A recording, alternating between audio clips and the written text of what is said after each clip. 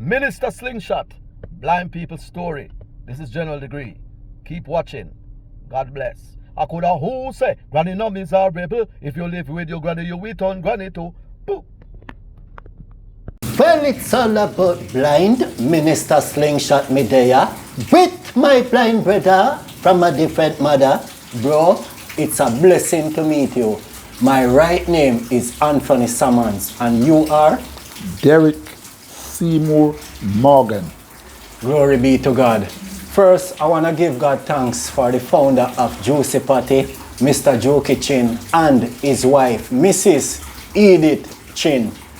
Today, Pick them up. it's just a blessing to be in the presence of a great man. To God be the glory. God Share be with the us. glory all the time, bro. Share with us. I call you King of Ska, and I'm sure that's what loads of Jamaicans would have called you. Exactly. Yeah? They all call me King of Scare.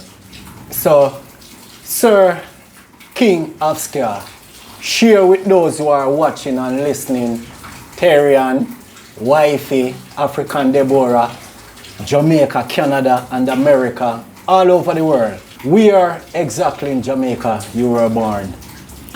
I was born in Clarendon, a district called Moko, right up in Shorten, DC. That's Amen. where I born. Okay. All right. Thanks for sharing that. So, share with us, King of Ska. As I've mentioned before, that over the years, you are a man who a lot of persons in the world would have admired. And you said you are originally from Moko. Moko, Clarendon, yeah. Yeah, man, but a couple of minutes ago while we were coming in, I remember the driver would have said we are in Toby Heights. And he also saw Derrick Morgan close. You want to tell those who are watching and listening, do you have brothers and sisters? Oh, yes. I've got my father have 15 of us. Yeah? He have 5 outsider and 10 with him wife. Wow. So, so I have a lot. But 4 outside died. And 1 of the outside living with me. Yeah, they make it 2. Me and that one, that's Pauline Morgan. And Okay. then the rest is with his wife. 10 of them. Okay. Thanks for sharing that. Loads of siblings. Yeah? Siblings, yes. Wow, that's a blessing, man. More than a blessing. More than a blessing. My condolences for those who would have passed on before us. What was it like for you growing up as a child with the other siblings? I never grew up with them. I never grew up with only one of my sibling I grew up with was my brother from my mother. My mother have 2 kids. Me and Babu. I never grew up with the rest. You only get to know me after a while, you know? And everybody being nice. Everybody being nice to me. While growing up as a child, what was it like for you? Even though you did not grow with the rest of siblings, was you mommy and daddy's pet? What was it like? No, I was only my mommy's pet. My daddy stay away from us. Right? He stick to the other set of kids. And my mother have 2 with him. And my mother have to take care of we 2. Understand. And he have the other rest for himself. Understand. Definitely. I do understand. Can only imagine. So, share with us also, King of Ska, what was it like for you as a child growing up concerning food on the table? What was it like? Food? Food was all right with me. I never hungry yet when I go to bed. Say that again. I never hungry going to bed, no time. From I know myself until now. Wow, that's a blessing. It's more than a blessing. More than a blessing. Wow, amazing. What school did you attend? Well, in my very early days at 5, I was going to a little school in Stroughton, which part I didn't know the name of it, but it was like a kindergarten, call it that. But when I reached Kingston now, at the age of 5, I'm going up to 7, I go to Almontown Primary, and at the age of 11, I left to Kingston Senior. And we at Kingston Senior till the age of 15. Then I have to leave there now because I reach age there. So I go to another school called Model Private. That was a private school my mother sent me. And from there, I stopped school. Thanks for sharing that. So, share with us, King of Ska. That was all the schooling for you? Well, call it that, but you know, growing up, you're learning from everyone. I learned from everyone. But when I was in Model, I was studying for they call it stenography at the time, but now they call it bookkeeping. Okay. And that's what I was learning in those Understand. days, yes. Yeah. You sound brilliant, not only in music. We're gonna get there. I was very good in maths. Wow. Good in maths. Yeah. Wow. To God be the glory. How old were you when you left school? 17 years of age. Thanks for sharing that. And when you left school, did you left with certain amount of subject? You left with a skill, a trade? What was it when you left The school? only skill I had was to study like a stenography, as I told you. Then, at the age of 17, I get a job at welfare in Hanover Street. We do little bookkeeping, but the eyes was so bad. Every time I look on a paper, it would run a water. A lot of water would run for, and wet up the paper. So the management said, no, I can't do the work. So they were going to send me home. All right. Thanks for sharing that again, King of Ska. But share with us, while going to school, you would have observed that you are brilliant, especially in maths. Yeah? But Yeah. it would be challenging for you, as you would have mentioned before, when you start your first job, what you would have observed, even when you are writing and all of that, Right. you would have observed there's a challenge concerning the physical side. That's right. Wow. All right, so interestingly, as I've said before, I would have observed that you are very brilliant, even how you would have penned your songs. You know, you have so many hit songs. How did you lose your physical side? What age were you when you observed that you had a challenge with your physical side? I was at the age of 3. My aunt took me to a friend of hers. And while I was there, I said to her, I could start good at the age of 3. I said to her, Auntie, I want to go home. She said, why you want to go so quick? I said, I don't see in the dark. He said, what are you talking about? She said, yeah, I don't see anything in the dark. So she said, okay. She waited all on a while, and then when she ready to leave now, she said, come now, Derrick. And she hold my hand, and when we reach a little part in the road, she let me go and walk away. And she find out, say, me walk and fall down, buck up, walk and buck. So she said, wait, something serious. And she stop and come take me up, and she carry me home. She said, well, that time my mom was in Kingston, Yes. and this happened in Mokok. My mother was in Kingston. So she said, she's gonna write my mother and let her know that I'm not seeing in the dark. So my mother said, all right, you're gonna have to send for him then. I make to take me to the doctors in Kingston. So, at the 2 years after, before she sent for me, at the age of 7, so she sent for me there, and I went to Kingston. And she took me to this doctor in the Publix at the time, public hospital, and they test the eyes and so on, and them said, oh, this guy is suffering from night blindness. All right, stick up in King of Ska. You are saying to those who are watching and listening, Terian, Miss Morgan, your kids, those in Africa, elsewhere in the world, that you would have went to Kingston when you were 7 years old and you first went to the public hospital in Kingston? That's right. When the doctor tested me there, they took me into a dark room with a little red, I could say light. With a little red light in there, and they asked me if I see the light. I said yes.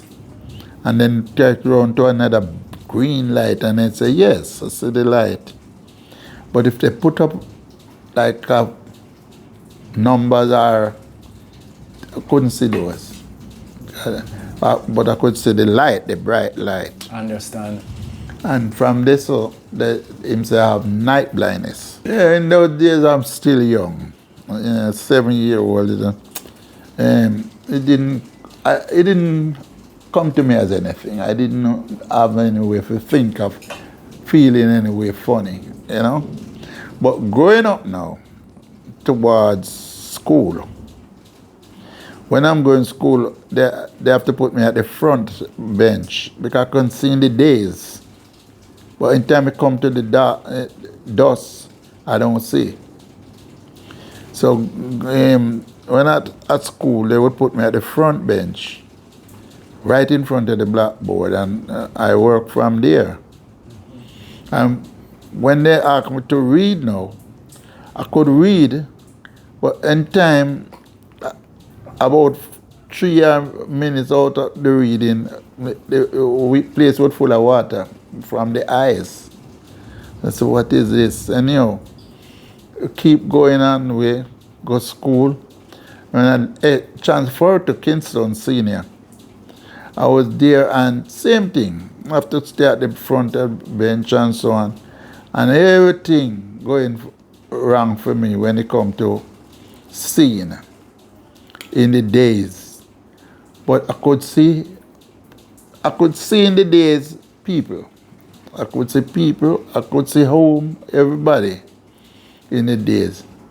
But after I become a singer and reached the age of 17, from 1963, that time I went to England with me and Prince Buster to Charlotte, Blue Beat Records and so on. That's how I get to England.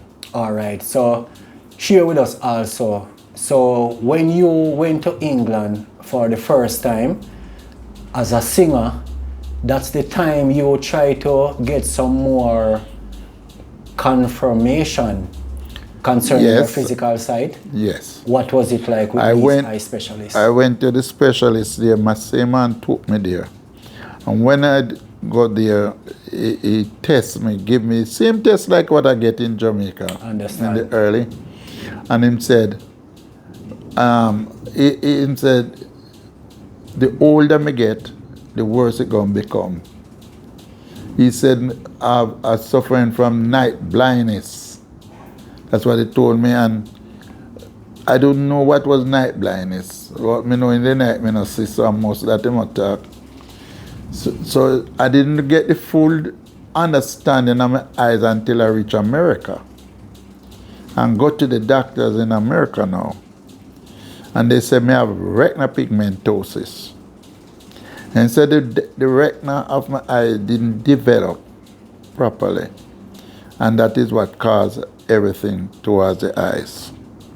Wow. King of Ska, trust me. See if I can stretch your hand. Yes, man, we're there, man. We're there. You know, YouTube, Terian, Wifey, Jamaica, Africa, and America. Yeah, man. I can share the same sentiment just as King of Ska. True. In other words, about 5 years ago, I would have went to America, Atlanta, Georgia, to be exact, And I remember the eye specialist would have shared with me for the first time, he's the first eye specialist would have mentioned that when I just born, both of my eyes were swinged. They did not develop properly. Okay. And there is nothing else can be done. Yeah. So I do understand what you are saying, King Yeah. of Scare. You can continue. So you are in England now, and you would have get that information from those eye specialists. Yes. So how did you feel at that time? Did it get the best of you? Because we are only human, King of Scare. How did you feel when you hear know, to me, nothing but a Derrick Morgan. that? Say that again. Nothing bother me. But when they told me all them things, it didn't come to me like nothing. Because I always have friends. And they always walk with me. Wow, that's a blessing. They go around with me. And I into the music business for a lot of years. And no one know that I couldn't see. The way I act with them, they don't know. The audience don't know, so I can't see. Hold on, And those hold on. things. Hold on, King of Scare. Hold on. Wow. You are saying while you are there singing, blessing person's heart all over the world, nobody did not observe that you cannot see physically? No one knows. Wow. No one know I cannot see. Because when I'm finished performing, the light would be bright on stage. So I could follow the light. And I head to backstage. And I was staying backstage and nobody know. Not even, it's just my close friends know that I can't see. Amazing. Wow. Because we had a blind singer named Roy Richards. And Roy Richards used to be on stage, and when him sing to him blind, they would throw money on him. We can blow the mouth organ when him sing and blow it with him nose and all those things, and Understand. people love it and them throw money on him. But I never met them know me blind either. Wow, amazing. So, King of Scare, share with us. We would have observed from back in the days up to now, your songs still bless person's heart. When did you observe that you can sing, you have the talent, the gift to sing? When did you observe In that? school. While I'm in school, every Friday they keep talent in school, classroom, my classroom. They used to keep concert in the school, and every time I sing, they would want me to sing again. So from this, I find out say something I go on with the singing. Yeah. That time I was living in Orange Lane now. So I have a friend in Orange Lane who loved singing. His name was Eric Monty-Morris. Okay. And Monty-Morris loved the singing, so he and I would join up together and would start harmonize one another. We went to Gold Street at the seaside and we pushed our head underneath a little hole where the molasses thing would, a molasses place, the Derrick, so. Yes. And we push it, we say it's hot and cold water. And when we push our head in there so and start sing, you hear enough harmony from the two of us. Amazing. And we love that. So we start learn to sing the song. Good. Okay. So it happened that after I go to the welfare to work, at the age of 17 this still, Yes, sir. when I go into the welfare to work, and my eyes start run water on the paper and thing, and the boss said, well then, I can't keep up because I can't get for dirty up the work. Yeah. So him said, him send me home. I wouldn't say him fire me, him send me home. Understand. So when I go home now, I said, boy, what I must do? I have to find a way out. So while I hear him I heard some singer, Moin Gray, Jackie Wilfred Edwards. I hear those names. And you have a singer called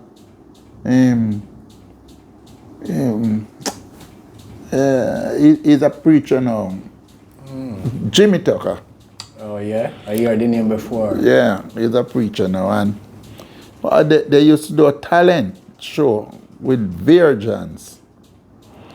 And go and watch them one time, and them doing good, and people them virgin pay them after them done. So I heard that them having at Palace Theatre, I heard that them having shows there too. So I said, I wanna go. And I said to Monty, and Monty said, yes.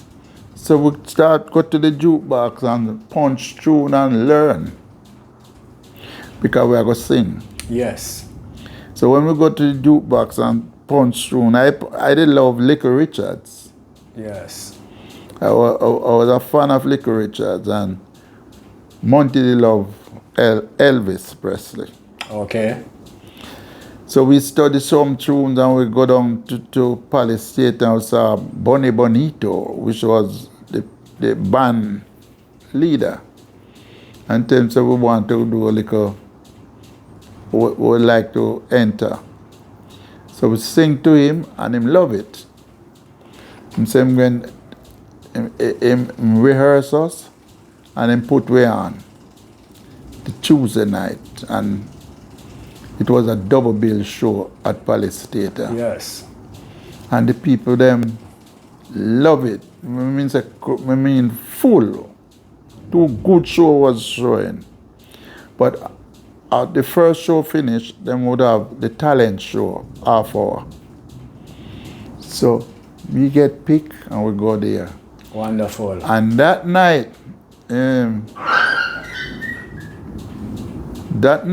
Yes. when the show started, and I go on stage singing Long Tall Sally. And the dance I put down and flash everything. I was like on a piano with him, Little Richard. Him used to go on and jump back in the alley and Yes. saw Mary coming and I jump back in the alley. And everybody in the audience is pure laughing them upon, you know. Yeah. And then the musician them stop play. And I roll upon the stage. Yeah. You know, laughing at me. Yeah. But me never know say laugh than that because me can't see them. Understand. In the darkness here. Wow. So me go on and me still sing even when they stop playing. Still a sing, and then me done now.